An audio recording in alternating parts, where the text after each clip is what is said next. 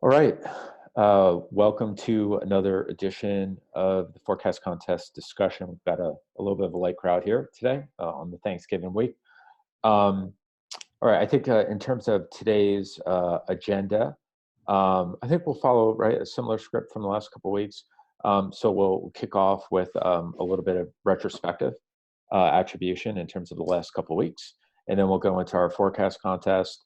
And we'll just open it up for discussion on any kind of major topics of the day. Before we kind of jump into the attribution, is there anything else that anyone wants to make sure we cover in today's discussion, or any other topics of interest?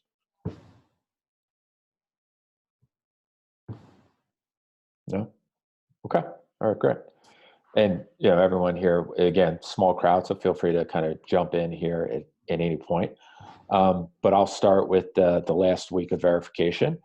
And that is, okay, that's the initialization from November 5th, forecast verification for November 20th, 24th, so just a couple days ago. And I guess a couple, I'm going to sort this here, a couple notable things that I saw that jumped out. So for one, after about, 3 or 4 weeks straight of the forecast coming in, verifying colder or higher in HDDs than expected, and I think in all those cases, higher than any forecast in our distribution. We saw things kind of come in not nearly as cold this week. The verification you can see here on the bottom, 99.3. So it was actually a little bit warmer than not only the 30-year but the 10-year normal. So we finally kind of, as certainly probably the three of us can attest to, since we're in the New Jersey area, definitely a lot nicer the last few days than it has been of recent. And so with that, also, I think we saw the skill scores in general improve because, again, they were generally within the distribution. In terms of the best performers here, see the 10-year normal performed, I guess, the highest level, at least according to our continuous rank probability score. And in terms of the best human forecaster, that honor goes to Paul Roundy, who produced his mean forecast was 105 with a spread of 12. And in terms of some of the lower performers, the CFS, I guess, stands out here. The CFS was pretty bullish, if you will, 130 HDDs. And again, the verification was less than 100, so it was quite a bit off. And then here are some of the human forecasters here too. We had our guest speaker last week was Matt, and Matt was still a little bit on the cold side here, thinking that we might see a little bit more persistence than actually kind of came through here. So that's a quick read on the week. Before we kind of switch over and maybe just look at the heating season and some of the longer term summary statistics, any thoughts on this period?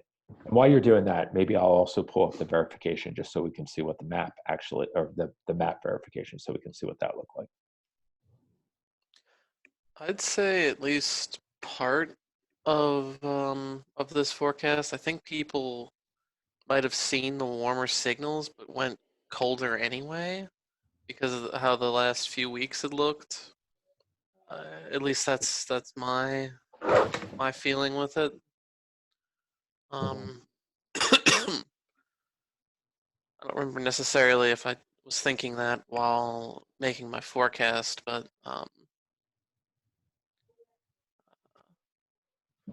that seems like something that reasonable that would have happened, considering. So, Michael, are you suggesting that we were, and we could read through this also a little bit, but there were thoughts about these warmer forecasts, and clearly some of these folks obviously did have some of these warmer forecasts, but maybe there was a little bit of trepidation because of, after 3 weeks of forecasts coming in colder, that folks were a little bit leery about, moving in a warmer direction. Yeah, I mean, Maybe being conservative, if you will. Yeah, I think that's a little bit, at least part of it. Because I mean, I I don't remember what the CPC forecast looked like for this week, but based off of Dr. Decker's number, and he did pretty well, it probably showed a little bit of warmth, and um, I remember thinking that was, I think the warmth was overdone, um, because of how cold, at least I think it was because of how cold it had been previously, and I didn't really expect the cold to just kind of disappear, but um, seems that that was in fact not the case. Right, right.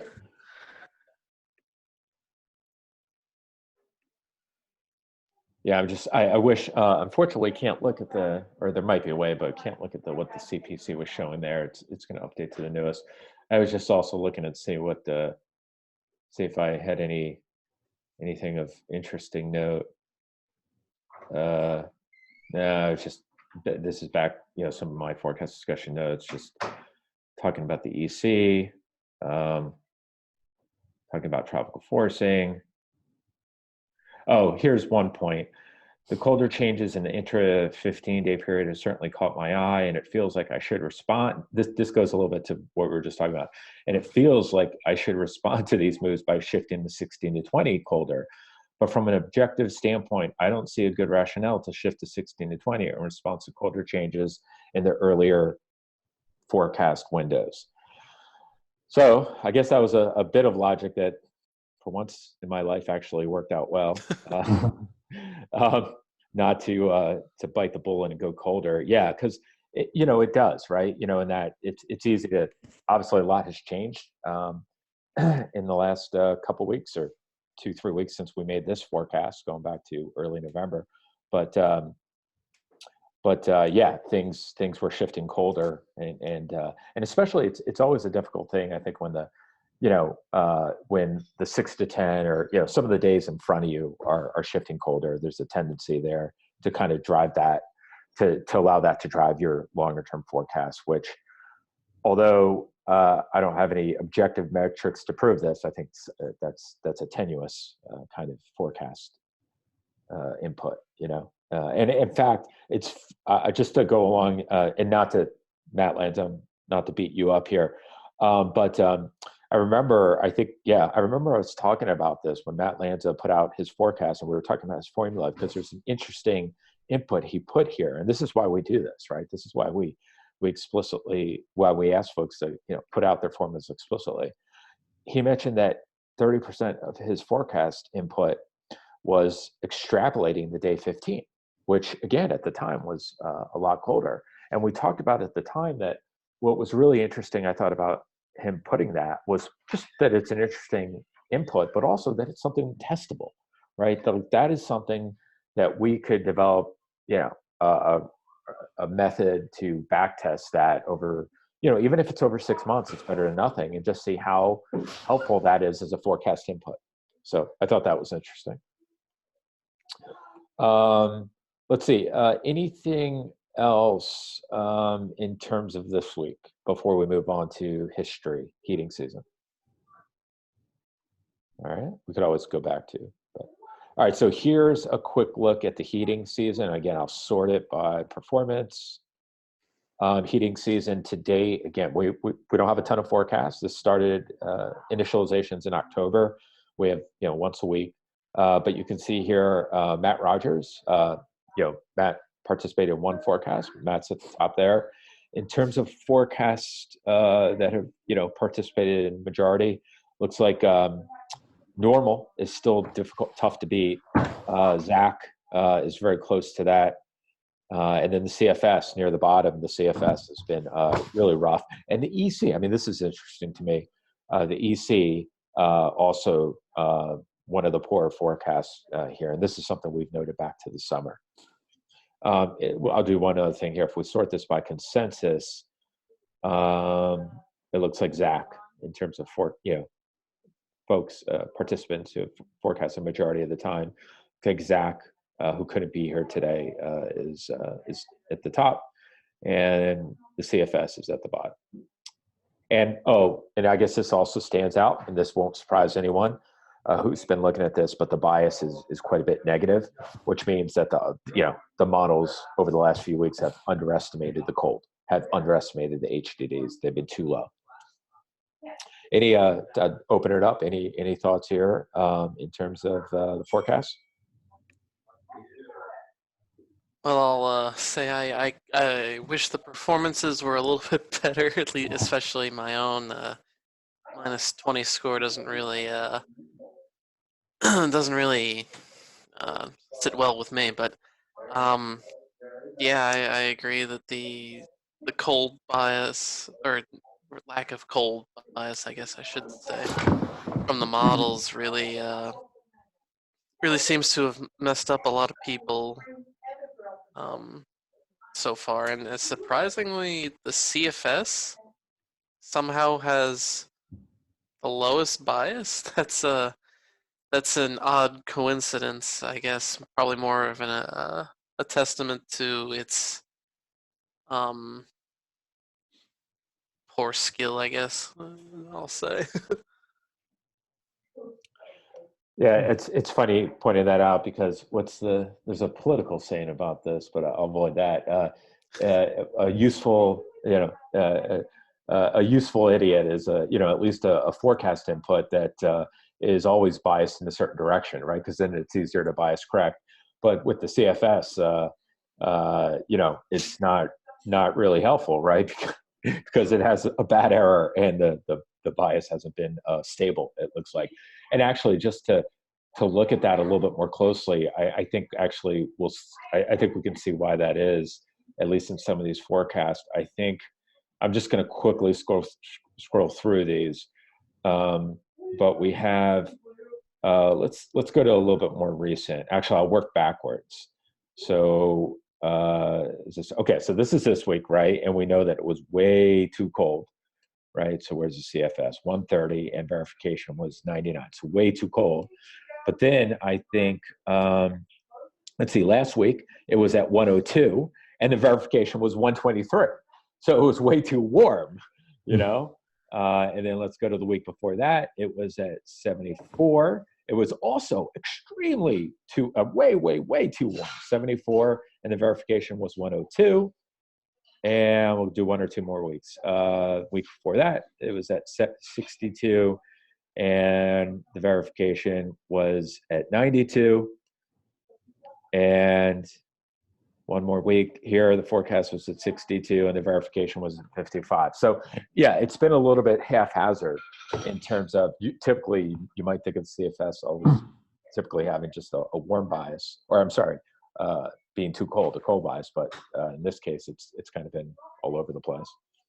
Yeah, I mean, if someone had come into the HT at the start of the HTD season and said, "Hey, the Euro is going to have a stronger cold bias or warm bias," I'm not sure which one it would be. I think warm bias. Yeah, if the Euro was going to come in and have a stronger warm bias by 10 HDDs over 6 forecasts than the CFS, I probably would have politely disagreed, I guess we'll say. Yeah, no, exactly. Can I ask how many ensemble members are for the CFS forecast? That's a good question. The CFS, I always get this mixed up. I think it's only 4. I think there's 4 ensemble members that make up the CFS. What a lot of groups do, and I know, actually, I'll switch to Maxar. I think Maxar does this. Maxar, when they publish their CFS, like the number here. Mm-hmm. Let's see if I'm doing this right. Yeah, they take, I want to say, yeah, here. The CFS model is an average of the past 10 runs, centered on the 16 to 20-day period and relative to the model climatology. So what they show here is an average of the past 10 runs. Because it's run, unlike the EC, right? It's run 4 times daily, 0, 6, 12, and 18. And so to create a bigger ensemble, to sort of proxy ensemble, more similar to the EC weeklies, I guess. They take different initializations. Okay, yeah. So, I mean, that's one thing I was wondering too, because so look, the CFS, the official CFS for this week, it looked more more in line with the EC, but a bigger difference with this Maxar. So maybe it's because the difference in maybe the last 4 runs are warmer than the 10-run average. Yeah, that's a good point. In the forecast contest, we always Maxar provides us some of this data. Thank you, Maxar.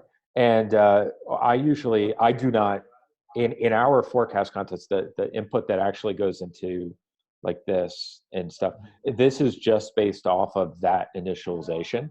It doesn't take the average of 10 initializations. So in some cases, there'll be differences because you can see. And up here, you can toggle, you can average the last 10 runs or 0 runs. And you can definitely see if you just switch in those initialization, and I'm not even looking at the 16 to 20, I was looking at the 11, 15. But now, okay, toggle the 16 and 20. Now I'll look at the 0Z initialization, 6Z initialization, 12Z initialization, 18Z initialization. I mean, it just jumps all over the place. So it's extremely volatile, or it appears extremely volatile at those, just as a function of switching the initializations a little bit. And of course, if you average it over 10 runs, you're going to get, I would imagine, a smoother. Let's see. Yeah, it's a lot smoother.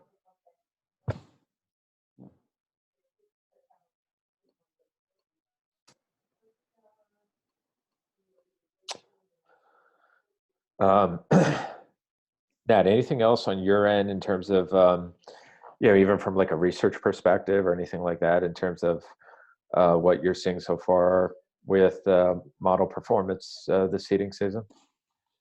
I'm still getting caught up. So I was just, I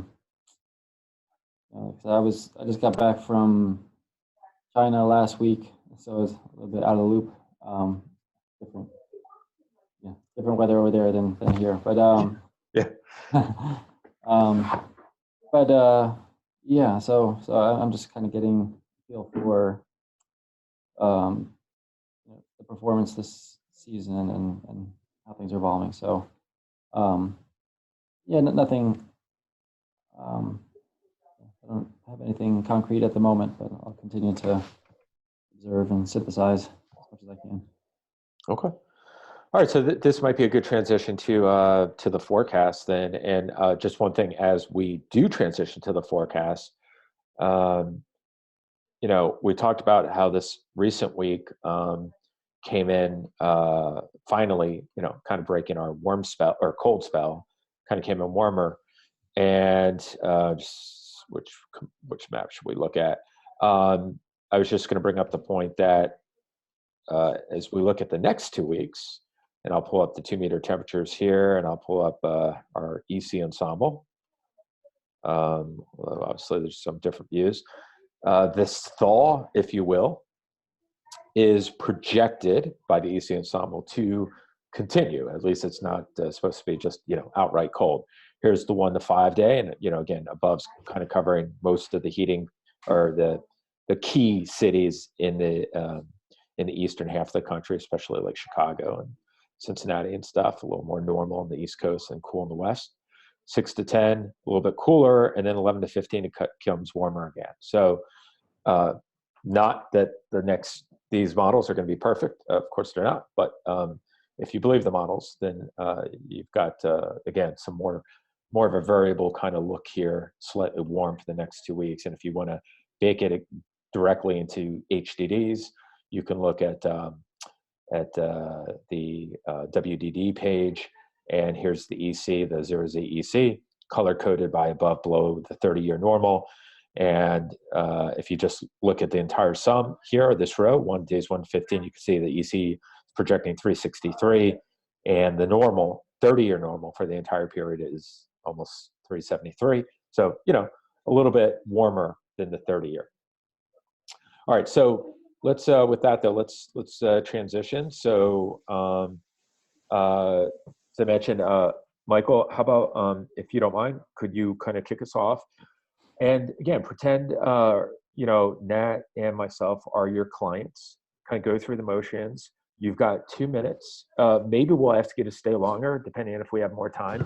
But you should think about it in terms of getting us the critical information we need in 2 minutes. And then if we have time to dive into details, more details, you know, we'll ping you or we'll ask you. And then, Michael, once you kind of go through your routine, since we have time here with a short crowd, Nat, you're certainly welcome to talk about your views on the forecast. Obviously, you haven't had a chance to look, so you can certainly pass. I'll try to give my 2 cents, and then again with the remaining time, if there's any hot topics of the day, we'll hit that. So with that, Michael, I'll turn it over to you, and if you want the screen, just let me know. Okay. Okay. So hello everyone. My 16 to 20-day forecast is 133.2 HDDs with a 1 sigma spread of 22.7 HDDs. This is a little bit warmer than the 30-year average of 139.7 HDDs. This is because I'm seeing some warmer signals and a little bit of uncertainty towards the, I'd say the middle part of the forecast period, which I will get to in a moment. My forecast formula is the same as it's been for I guess 2 weeks now. The only real change I made 2 weeks ago was switching from the 10-year to the 30-year. As for some risks for the forecast, from what I see, it looks like there'll be a shift colder, at least based off of the teleconnections. They all seem to be tanking for a colder eastern half of the country. NAO and AO appear to be heading towards negative, with the PNA heading towards more positive. This should lead to a colder signal. So obviously the risks to this would be twofold. Timing is one. I think the timing will be a little bit late in getting to the east in terms of the forecast period. So that's a risk. If it gets there a little earlier or even later than I expect, we could see a big swing in HDDs one way or the other. Other than that, the teleconnections, if the NAO and AO do not materialize as negative, or the PNA becomes a more dominant signal with the EPO being around neutral, then we could see increased warmth as well. So overall, I'd say the risk is to the warmer side, with about a 12% chance of it verifying warmer than 128.3 HDDs, with about a 10% chance of it verifying colder than 150 HDDs. Any questions?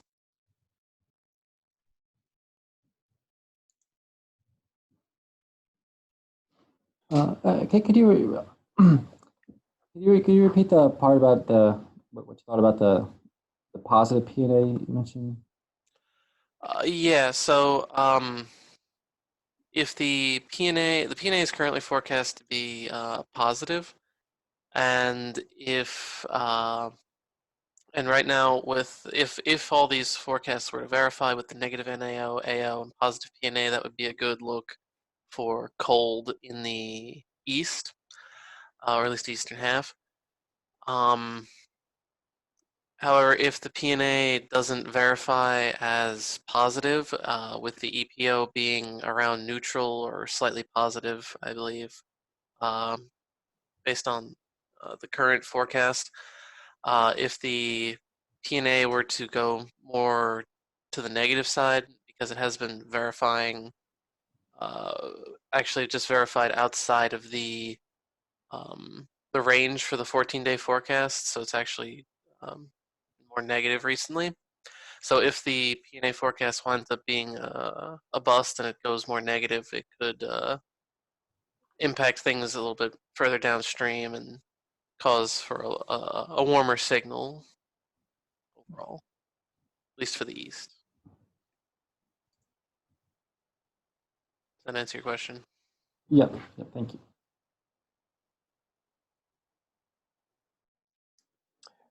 Hey, Mike, this is Dave. Do you have any, so your number is a little bit warmer than the 30-year, right? A little slightly cooler than the 10-year. That's right, right?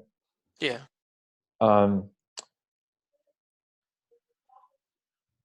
Do you, I guess, I'm hearing some thoughts, some groups talk about more cold coming back due to the snow cover and even the stratosphere, like perturbations in the stratosphere. You know, your number's obviously warmer than that. How much credibility do you think I should give some of those forecasts, which are, you know, significantly colder due to snow cover and stratospheric forcing? So the first one I'll tackle there is the stratospheric forcing. Based off of what happened last year, where everyone, myself included, were pointing to the stratosphere and a polar vortex disruption as a big ticket for cold. In the US anyway, didn't really materialize, and they're generally very difficult to accurately predict this at range the effects that the polar vortex disruption, if it even occurs, will have on the lower levels of the atmosphere. As for this year in particular, we've had a little bit of, might be coincidental, I haven't looked deeply into it, but from what I've read, that it looks like there was a little bit of influence from the polar vortex. One of its, a spoke of it came down and kind of gave us that colder weather we saw for the past few weeks, and it's moved off back into, I believe, Siberia, or is forecast to anyway. So as of right now, I wouldn't put too much credence towards any polar vortex forecasts, and even if it does disrupt around this time, which it could very well, we wouldn't see the effects of that until a little bit further down the road. And the other one you said was what was the other one? I'm sorry. The snow cover, and I just shared sort of this reference point. This is a report from Risk Pulse, who provides us reports for the forecast contest, which is great. And you can see that their 16 to 20-day view, it's actually technically 16 to 25, but you can see it's slanted a little bit colder than our other industry participant here. No warm variables, and they just have the mixed and cold. But specific to your question, yeah, they mentioned the increasing North American snow cover as one of the drivers. Yeah, so couple of things I'll just mention here. When I don't necessarily consider the Euro weeklies or CFS to be cold variables.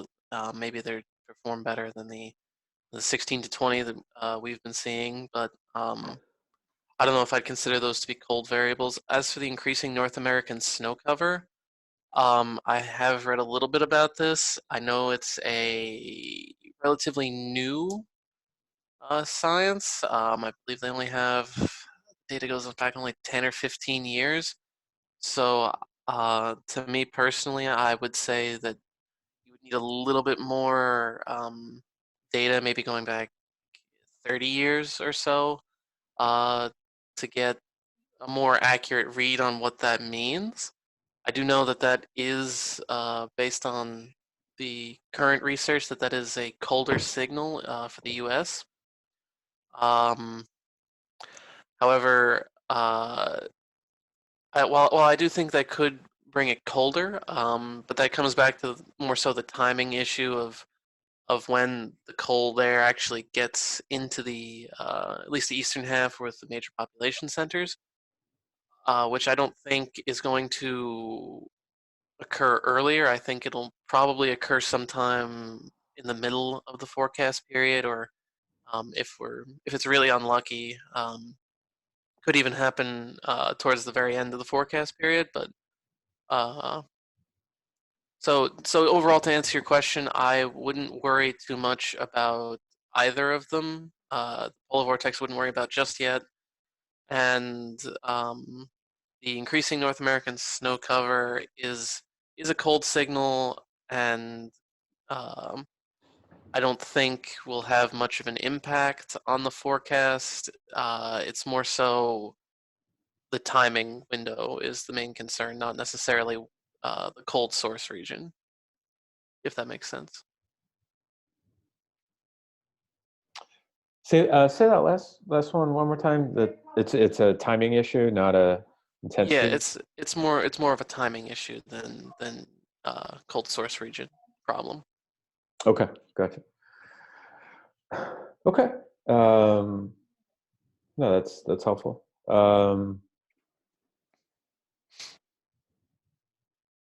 I think I'm good on there. Nat, anything on your end? Sounds good. And I was just, and I think that's good. I think you did a good job there. And I was just thinking, this is just ideas, but when you get those kinds of questions too, because you will get them a lot, you'll get questions about other folks' forecast and stuff, and why you're different. Why you're colder, why you're warmer, and you want to try to answer that. It's easy to get you didn't, by the way, but it's easy to get defensive. It's easy to be like, they don't know what they're talking about, or what the hell.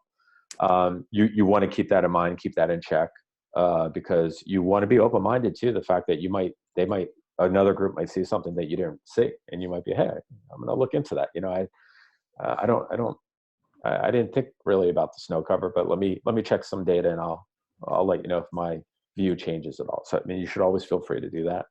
And the other thing, and I thought you did a good job with this, but I think the other things you can bring up is,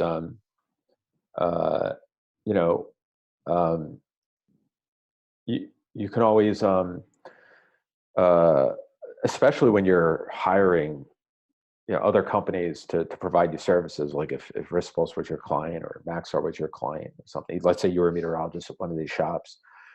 You might be dubious by some of these things, like, hey, is there any study that shows an unstable vortex in November makes it cold in the 16 to 25, or even one step further, that the models don't resolve it well, right? Because isn't that the major issue? The issue really is not. I mean, it's understanding how relationships between features and patterns and temperatures, like the NAO is negative, and typically it's cold in the U.S. or whatever.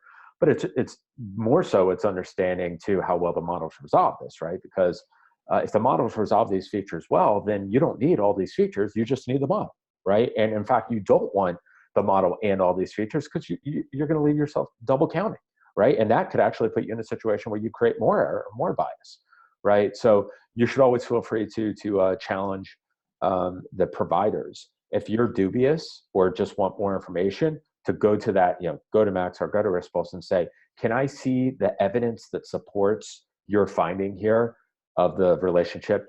And you might get something back that's provocative and that changes your decision. A lot of times you also get back information that's not very fulfilling, and it leaves you probably in the place where you started, which is to say that unless someone shows me objective data that supports that relationship, I'm not going to use that as part of my forecast process. Does that make sense? Yeah. So just keep that in mind. You can that's another way to kind of address some of these things in the future. But I thought you did a good job. All right, so I guess it's my turn. I'm going to close that. In terms of my process today, am I up on the right forecast? Yeah, today's November 26th. So here's mine, 134.23. I'm not going to follow the script, although I should. Actually, I should. We should start doing that. But for this week, I'm going to take a mulligan. I'm going to just be all over the place. So anyway, my number is 134.23.5. My formula is pretty much the same as last week. So I've got this formula here that puts a lot of weight on normal, the 30-year normal, and a little bit of weight on the dynamic guidance, and a little bit of weight on this MGO analog product that we've been working on. The long story short there, in terms of my weighting scheme, is I don't have long-term objective metrics to support this, so I'm kind of using what objective information we have along with experiential information to try to continue to adjust this to tune it.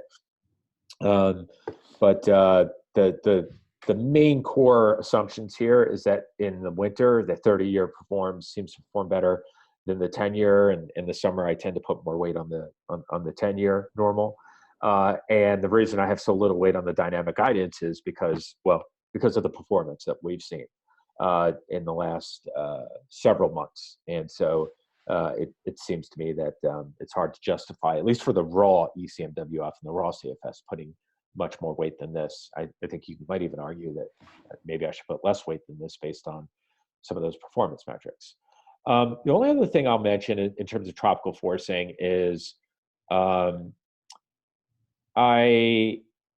it felt to me like the risk is a little bit more warm than cold,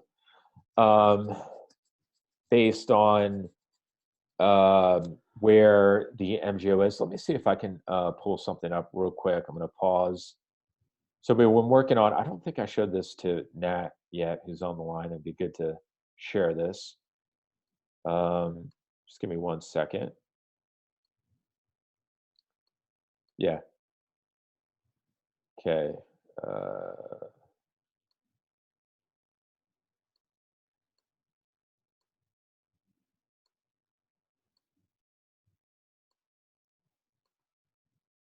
Almost there.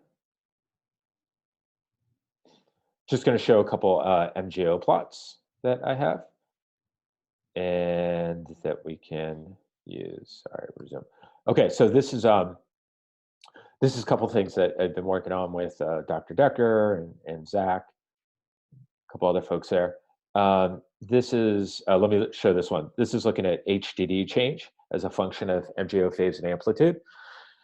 And I like looking at the charts this way because it's more continuous as opposed to discrete. A lot of the MGO analytics, empirical analytics are out there grouped by by phase or amplitude, whereas this is a little bit more continuous between the edges, between the phase where 5 meets 6, 6 meets 7, so on and so forth. But the way to read this is looking at days 16 to 20. So and it's forecast of or projections for 16 to 20 based on initialized conditions of the MGO. So for example, if the MGO is in phases 1 and 2, near the edge of 1 and 2, and it's a moderate signal, then historically it would suggest that there's been a warm signal, HDDs well below normal, 15 to 20 HDDs, or 10 to 15, 15 to 20 HDDs below normal in that 16 to 20 day period. I also have a progression filter here. This was added to try to account for waves that are moving in a relatively progressive way, and that is a little bit subjective. But we basically, I think, made it that it had to move at least like 45 degrees within a 5-day period to be considered progressive versus not. In this case, this is the progressive. If we had more time, I'd show you the not progressive. And what I can tell you, though, is it's a little less, the signals are a little weaker, which is, I think, maybe what you would expect. And then we also have the time of the year. So this is early December, late November kind of time of year. Before I talk a little bit more about how I bake this into my forecast, does anyone have any questions about the actual product? This is really cool. Thanks. I mean, it kind of matches what my expectations would be, but not. But I didn't have any sort of formal way to see this, so that's really nice. Cool, thanks.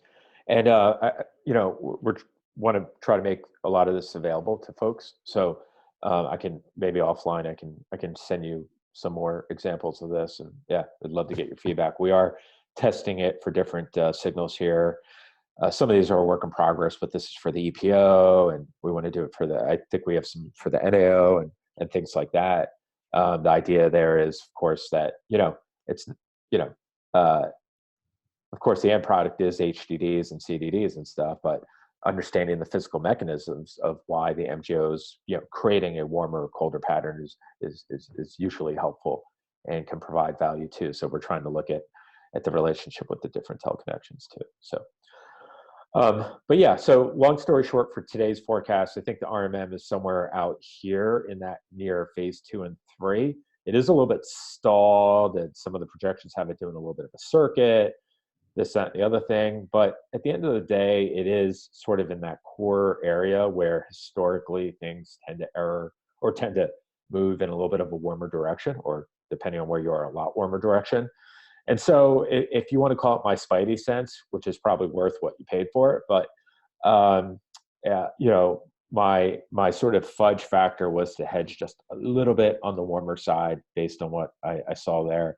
And that's, I think I faded by 3 or 4 HDDs. I allowed myself a little bit of a fudge factor, and that's how I got to my 134 number here. Any questions? Feel free to grill me on my process here. Okay.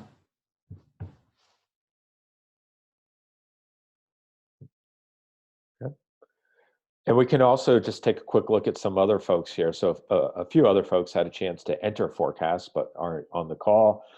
Let's just, out of curiosity, take a quick look at some of these, right? So we've got Luke LaBelle, who is at the top end, 150. It's a pretty good number there. His formula, 50% 10-year, put some weight on the EC and CFS, and then also extrapolated the GFS ensemble there. So it would be interesting to talk. It's unfortunate that Luke's not on here, because it would be interesting to see exactly how he came up with those numbers, because if I was just doing a little bit of back of the envelope math, I feel like I would get something not quite as high. But anyway, that's Luke's number. Professor Decker always weights the CPC. We can take a quick look at the CPC, and it's a very it's kind of interpretive, so he has to kind of try to make sense of that. But that's the CPC forecast, what it's worth. And then we've got Philip Ye. Philip Ye has done very well in the contest. He always has a kind of an interesting, complex formula. It looks like he's got some not wild, but yeah, just a complicated formula here. A lot of different variables here. So that's kind of interesting. And then yeah. Oh, Nat, you did enter a forecast. Cool. Yep. Oh, sorry, I wasn't paying attention. I didn't want to put you on the spot. Did you want to say anything else? Did you want to say anything about your forecast? Sure, I can just mention. Yeah, so highly uncertain. So my spread was 1.2 sigma, because due to the lack of consistent signals that I could see. So I went a little bit cooler than the 10-year normal, in deference to the dynamical model guidance, but warmer than the 30-year normal. So I gave about 2/3 weight to the dynamical guidance. So I noted that both CFS and EC, at least the latest 4-year runs is this 4-run average. CFS looked more reasonable than the cooler 160-ish we're seeing for the I guess must have been 10 run average. So and noted that CFS and EC were consistent here. And you look at other dynamical guidance like the sub-X models, they're also suggesting cool, but but I didn't see a clearly consistent, a very consistent cool signal. So maybe if I'm more familiar with the performance throughout the season, maybe I give even less weight to the models. But given my current state of knowledge, I thought I'd give some deference to the dynamical guidance, but leaning towards warmer based on the 10-year normal. Yeah, so I looked at the tropics too. So and I didn't see any real consistent signal from the MJO. So as you mentioned, we've had a progressive MJO, but it's been weak, and the signal just doesn't look so so impressive right now. Some evidence, just like the Jeffs, has emergence of IO convection phase 1. And consistent with what you showed, Dave, I thought that could be leading to a warm signal, but I thought that that might be just beyond the 16 to 20 day, or maybe 20 to 25. And what's interesting to me is you look at the EC and the CFS, that they both consistently have this emergence of the negative PNA starting around days 20. Yeah. So there it's it's a little bit mixed, but then when you get to 21, 20, start to get a little more ridge over the east and North Pacific, and or look at the last, and I was toggling between the Yeah. CFS. There's the CFS and there's the EC. Sorry. yeah, and so the CFS, you look at the average last 10 runs, you see it's after day 20, it has a pretty consistent kind of signal. So I don't know, it has a sort of a positive, the negative PNA, positive NAO kind of persisting, and the amplitude doesn't even change that much. So it's suggesting some sort of low frequency signal. I don't know what that is, but it's kind of interesting. But in any case, I thought, if we do get the phase 1 Indian Ocean convection, then that might in fact happen, but I just thought it might be a little bit beyond day 20.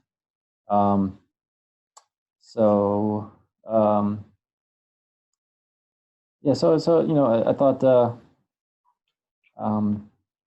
overall it doesn't look like a cold pattern, and I think that some of the it could be near normal, and I think it's what actually happens can be sensitive to the details of the flow. So you see this where exactly is that ridge off in the Atlantic, and how strong is that trough? I mean, and the ridge over northwestern North America. So for me, yeah. So like I said, I'm a bit uncertain. Signal doesn't seem clear, but it doesn't look particularly cold. So hedging slightly warmer than the 10-year normal. Right. Thank you. And just to add one more, just to pile onto that a little bit, we have, is it this product? Now let me go to Caitlin's product. She's got a really cool 10-day composite type thing.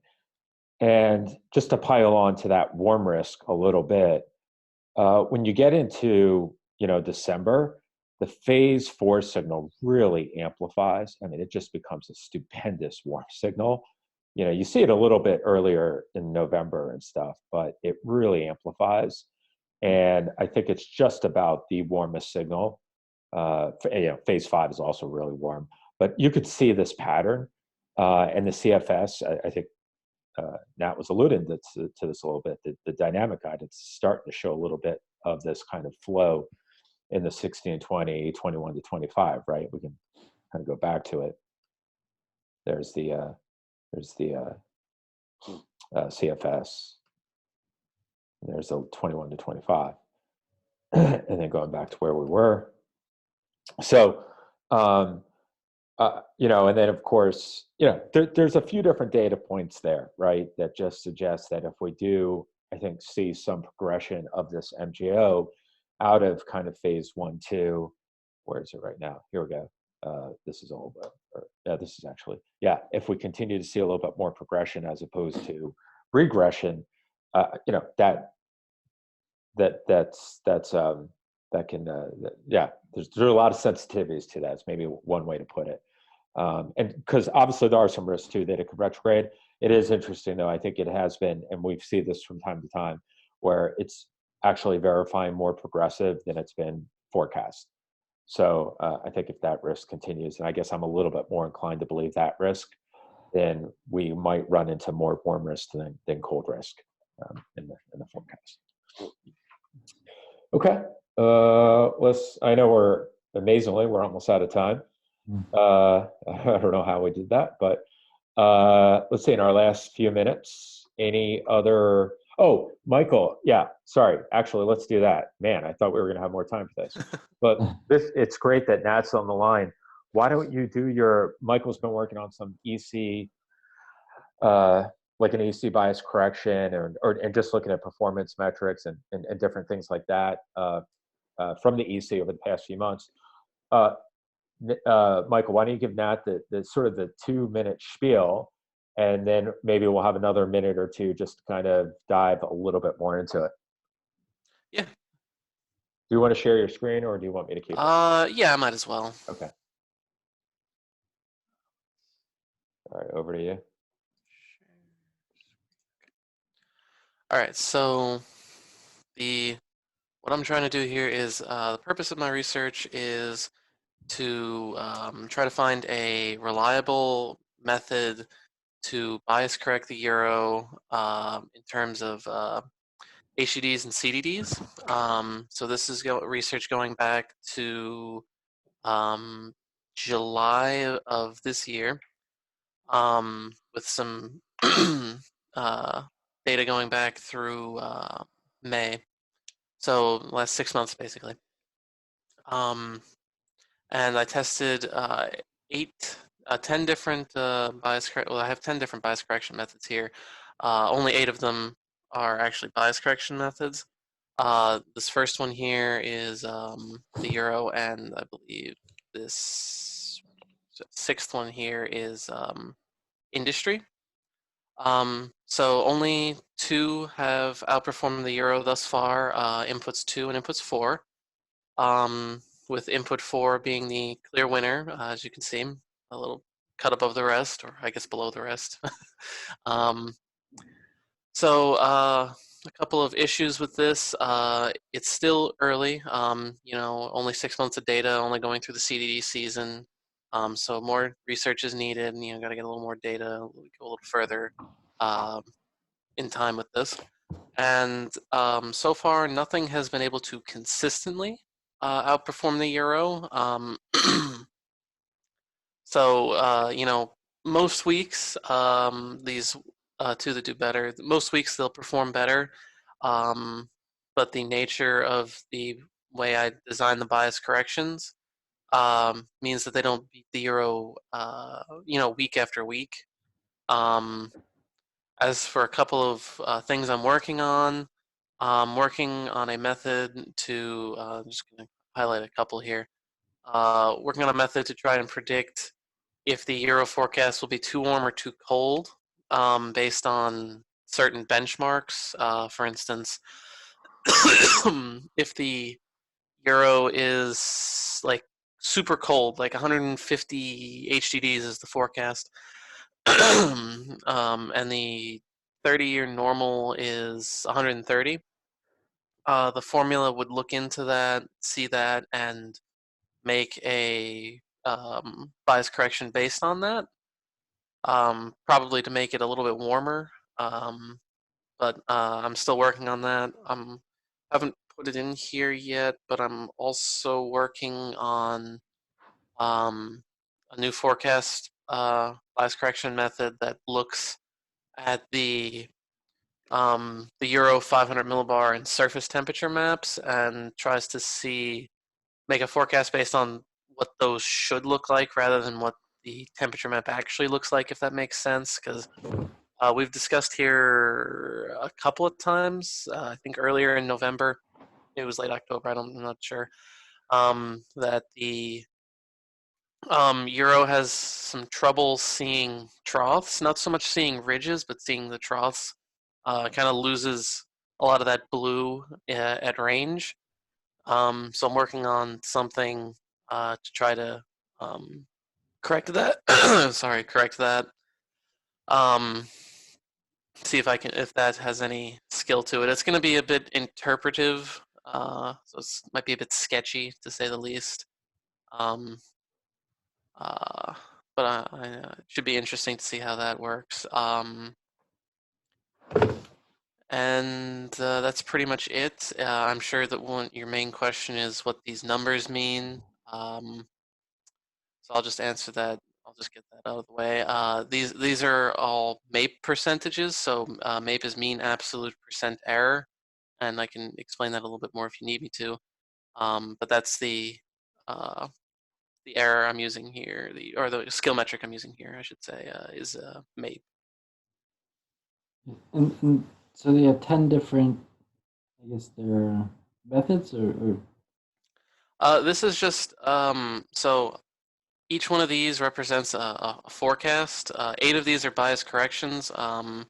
The first one here in blue is just the regular normal Euro forecast. And then I'm pretty sure it's this one in cyan here, the 16.72, is the industry forecast from XR. And then the rest of these are bias correction methods in varying degrees of complexity. Okay. But the green one, you said, that's potentially promising?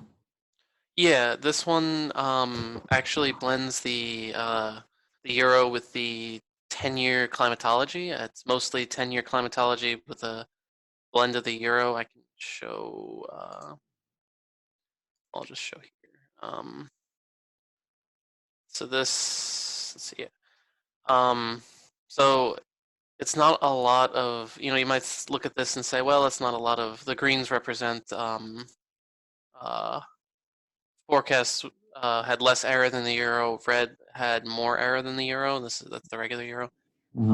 And so there's, like I said, it's not consistently beating it, but even when it doesn't beat it, at least over the CTD season, it was a lot, the errors weren't as bad. So I thought that was something that was a little bit more significant than just straight up beating the Euro. Every week, was that even when it wasn't able to beat the Euro, that it still performed pretty well. Like this particular week here, where it was only off by 0.8 CDDs. But it doesn't beat the Euro here because I think the Euro this week was only off by 0.3 CDDs. So I think more so I just take the MAPE score as a better indicator than actually whether it beats the Euro or not. And unfortunately, the HDD season has not been particularly kind thus far, with some very high error scores, and this one I haven't been able to get too many MAPE scores for that one yet. But that's so I mean, it's still actually the MJO is performing well this for the HDD season, but so far nothing is particularly doing well. Especially input 2, which is just a bias correction. It's to make the Euro warmer, since it had a cold bias over most of the summer. That has not worked the past few weeks, as you can see. But yeah, so the testing is still ongoing. Still adding stuff. Still trying to work some things out. But these are the current these are the CDD season results, as I mentioned. So keeping an eye on input 4. Awesome. Okay. I know we could spend some time on this, but I think we're pretty much out of time. I want to be sensitive to Nat's time in particular. But I know, Michael, correct me if I'm wrong, you're also kind of working on a summary of this that we could potentially share with Nat in the future. Is that right? Yeah. So Nat, we'll keep you in the loop on that, but we're going to try to, you know, boil it down to sort of an executive summary, and then share it with folks like you, and hopefully we could kind of continue this conversation in the future in another discussion. Sounds great. All right. Well, thanks guys. Thanks Nat, Michael, for participating, and look forward to doing this again soon. Yeah. Yep. All right. Take care, guys. Yep, you too. Thanks, you too. All right. Happy Thanksgiving. Yep. Bye-bye. You too. Bye.